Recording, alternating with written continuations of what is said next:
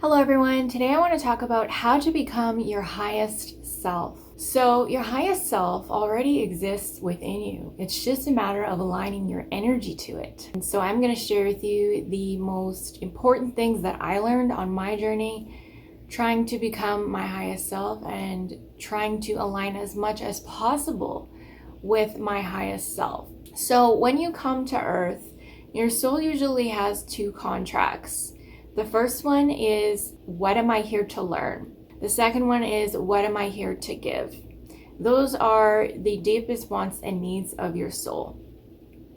And of course, the way in which you do these things is what makes you unique. What I've learned probably over the past 10 to 15 years is it's not a linear thing. It's kind of like, say your higher self's here. You're here. And you're going like this in circles, but then you gradually get closer, because life is in cycles. It's not just straight shot. That's not how it works. So something really important to keep in mind is to embrace the mess. Embrace the imperfection.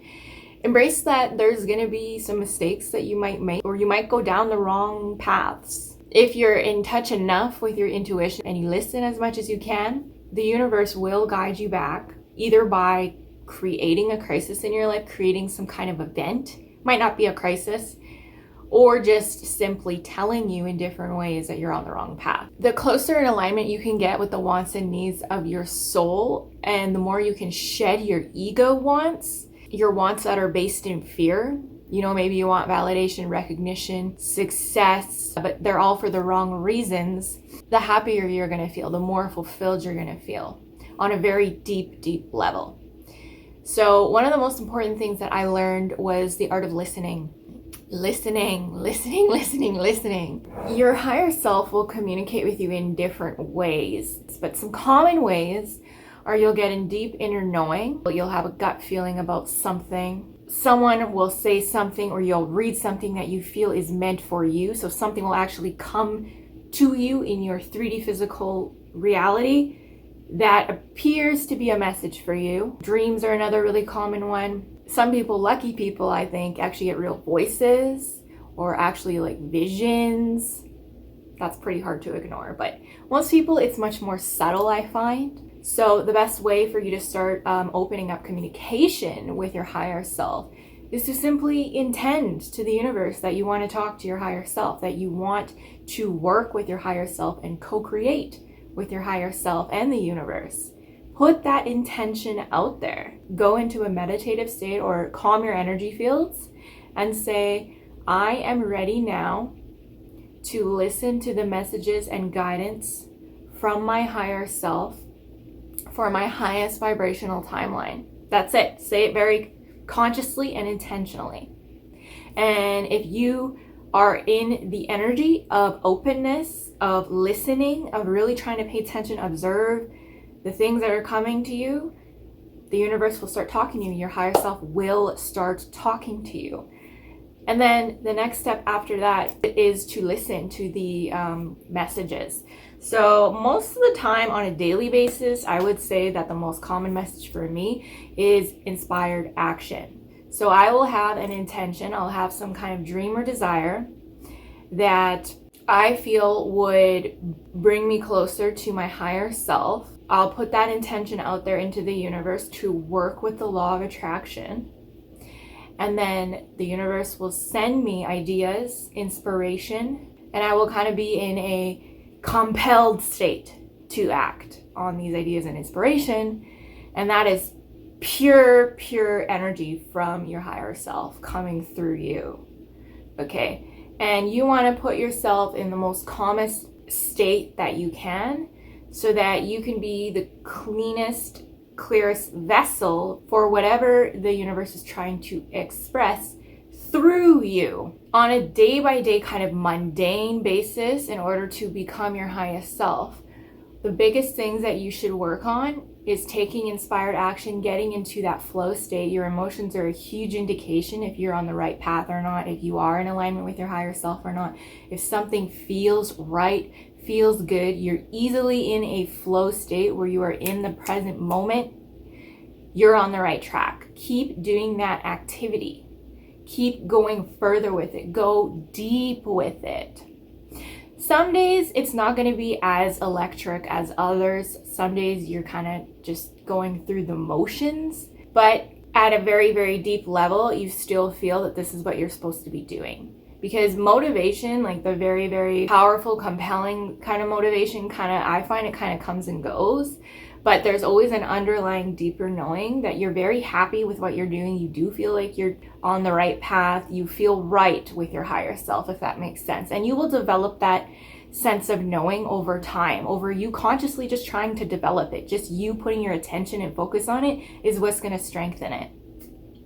The next thing that you can do on a daily basis is inner work. Really work on clearing any limiting beliefs, negative thought patterns, maybe karmic debt that you might have accumulated in your life. You know, you want to shed all of that, let it go. You're naturally supposed to be at a very high frequency. Okay, that's your natural state. You working on letting go of your attachments, of fear-based beliefs that you're not good enough, that you need this or that to be complete and whole. Every day, if you consciously just let it go, whether it be by meditation, whether it be by journaling, whether it be by just simply observing your thoughts, whatever way resonates with you the most.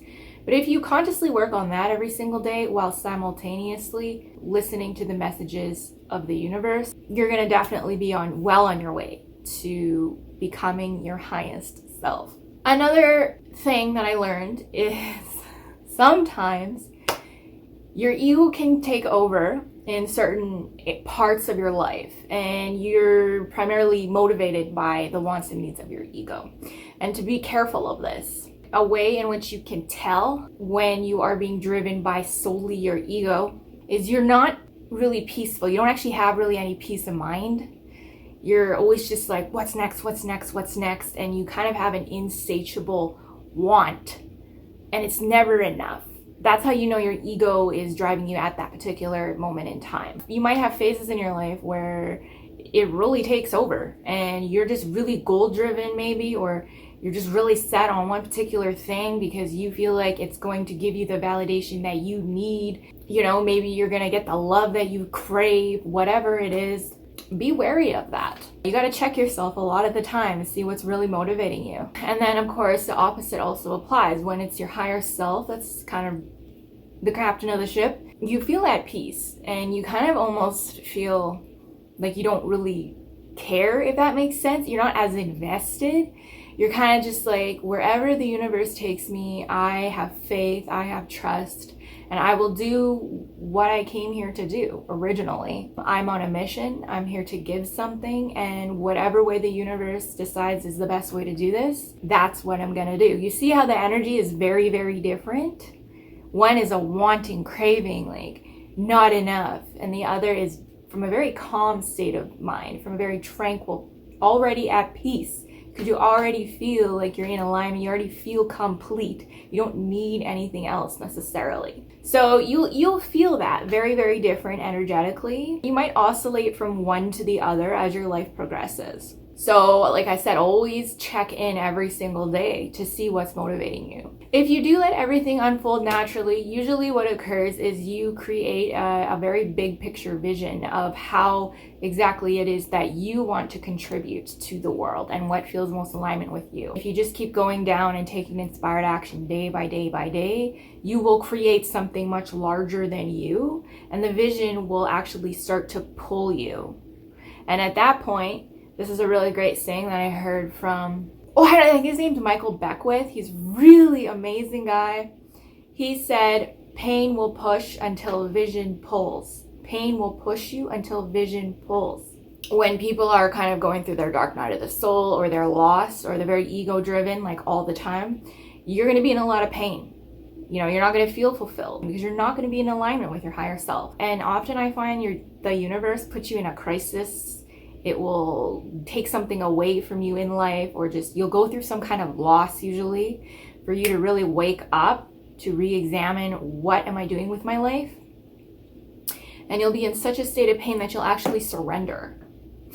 and you'll surrender to your higher self, you'll surrender to the universe, and then you'll start listening and you'll start asking those important questions, and then you'll get back on the track that you're supposed to be on. And then once you're back on the track and the momentum's going, you're going to create this vision, and it's going to actually pull you, and then you won't feel the pain. The pain will be irrelevant at that point because you'll be so focused on the vision that you've created.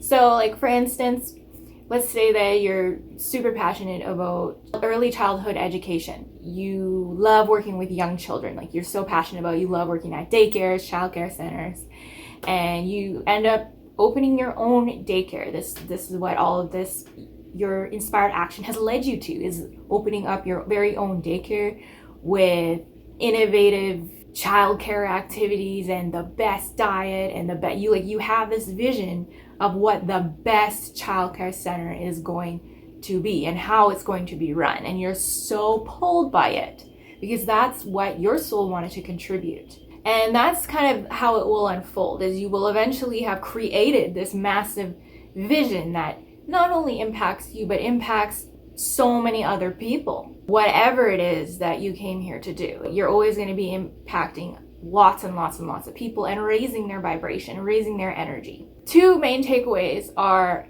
on a daily basis, do the inner work, let go of the ego as much as you can. It won't be as cloudy when you're talking to your inner self. It'll be much clearer communication when your ego is not involved, interrupting and stuff. And again, inspired action every day. Do something every day that's going to put you in alignment with the energy of your higher self, and it compounds. It really does compound. What you do on a daily basis is what defines your life. Okay guys, I hope that this helped, and good luck with all of your higher self journeys, and I will see you all in the next video. Bye.